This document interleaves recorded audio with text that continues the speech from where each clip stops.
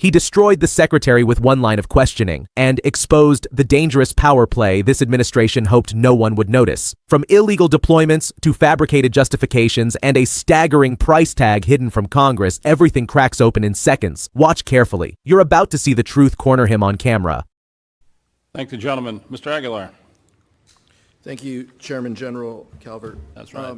Thanks to the witnesses for being here. Yes, okay, Private, go ahead. The clock's still moving, Mr. Secretary. I want to express my severe concern with the deployment of the National Guard in Los Angeles without consultation of the state of California. There have been photographs that have shown these troops sleeping on the floor and have not been provided fuel, food, or water by DOD. How long will this deployment last, and why were we unprepared to provide them basic necessities such as food and water?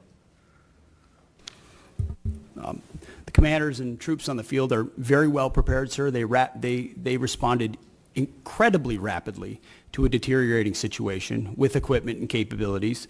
We have made sure from the top down, as a Secretary of Defense who's been in a unit holding riot shields outside the White House during the chaos of the summer of 2020. I know what it's like to be immediately deployed into a situation like that. There are moments where you make do as best you can temporarily, but we are ensuring they're housed, fed, water capabilities in real time from my office, because I care that much about the California Guard and the Marines and the men and women who are supporting our ICE agents on the ground. You should check it's with your true office. Every day, and that's a disingenuous attack that misrepresents how much we care about our troops and what they're doing to defend ICE agents. I'm not going to take the fact that we don't care about the troops. Nobody cares more about the troops at the top than this Secretary and the Chairman and our How long will department. the deployment last?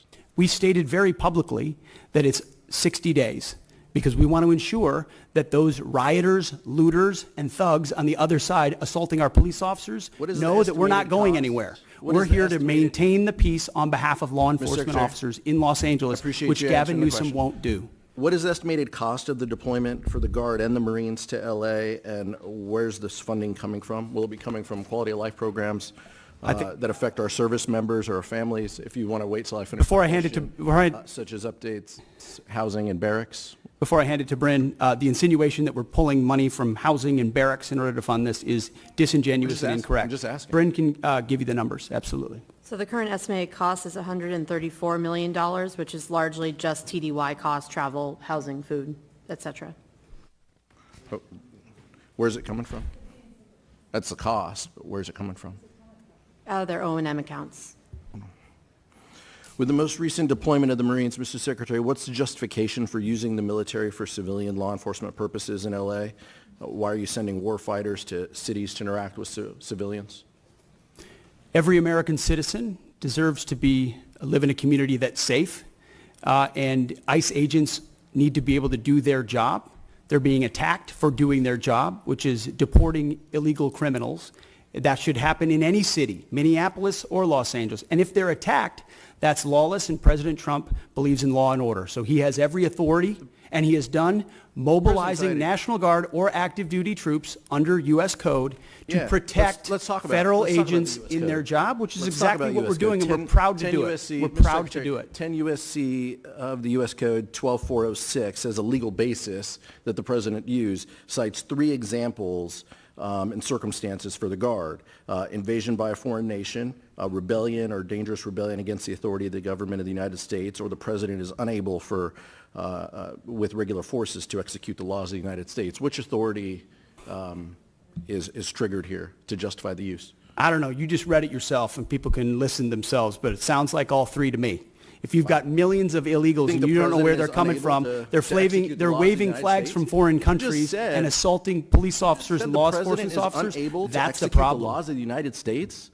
No, the governor of California is unable to execute the laws of the United States. The President, you said all the governor of the California has failed to protect his people, along with the mayor of Los Angeles, and so President Trump has said he will protect our agents, and our Guard and Marines are proud to do it. The law also says, Mr. Secretary, that the orders for these purposes shall be issued through governors of the states. You and I both know that President Trump has all the authorities necessary, and thankfully he's willing to do it on behalf of the citizens of Los Angeles, on behalf of our ICE agents, and behalf of our country. We've also pulled $1 billion for the border as well. So this just goes into the same, fund, 134, what did Congressman, you what's indicate, 134 million? I was asking Ms. McDonald. Okay. 134 million goes on top of the billion that's been pulled for the So board. the funding that was pulled for this year was largely in FSRM, and in this budget, we're actually looking to plus that funding back up to backfill that for our troops and for their families. Thank you. Thank you, Mr. Chairman. Thank the gentleman. Mr. Valadeo. Thank you, Chairman. Thank you, Secretary. Thank you, General. Thank you, Ms. McDonald, for being. What you just witnessed was a complete collapse of credibility from a Secretary of Defense who came prepared with talking points, not truth. This wasn't oversight. It was exposure. The congressman forced into the open what the administration has been trying to bury: a reckless, unlawful deployment of the National Guard and Marine warfighters into Los Angeles without a request, justification, or legal grounding from the state they were inserted into. And instead of accountability, the secretary relied on the same tactic powerful institutions always use: deny, deflect, and hope the public is too overwhelmed to notice the contradictions. But the facts told a different story. Photographs showed soldiers sleeping on the floor with no food, no water, no fuel. The secretary insisted they were well cared for, even as evidence to the contrary circulated nationwide. Troops weren't supported. They were neglected, rushed into a politically engineered crisis, then forced to improvise survival in a major American city. That is not military readiness. That is political theater executed at the cost of human beings in uniform. And when asked how long the deployment would last, the secretary admitted proudly that they were staying for 60 days to send a message not to terrorists, not to foreign enemies, but to American civilians the administration labeled rioters and thugs, painting entire communities with dehumanizing language to justify an unprecedented domestic military occupation. And then came the money trail: $134 million stacked on top of the billion already stripped from troop housing, maintenance, and essential infrastructure. Money taken not from political budgets, not from discretionary slush funds, but directly from O&M accounts meant to support service members and their families. This is where the systemic issue reveals itself. Powerful leaders raid the military's core budget to fund political stunts, while troops sleep in moldy barracks and families struggle with underfunded services. Institutions protect the leadership protects itself, and the people who serve get left behind. The congressman pressed further, asking for the legal authority behind deploying war fighters against civilians. The secretary responded with open contempt, suggesting all three justifications for deployment were triggered simply because millions of illegals were present, and the governor was failing to execute the laws. That comment alone exposed the administration's true motive: bypass state authority, weaponize federal power, and rebrand political disagreements as legal justification for military force. That is not law enforcement. That is not national security. That is the erosion of constitutional boundaries that protect civilians from military involvement. And yet, when reminded that the law requires orders to be issued through the state's governor, the secretary dismissed the requirement entirely, proving once again that this administration believes power is a substitute for legality. What does it say when the Secretary of Defense cannot, or will not, articulate a single lawful basis for deploying troops on American soil? What does it say when billions are redirected from troop welfare to political operations? What does it say when leadership treats domestic cities as battlegrounds to score partisan points? No one is above the Constitution.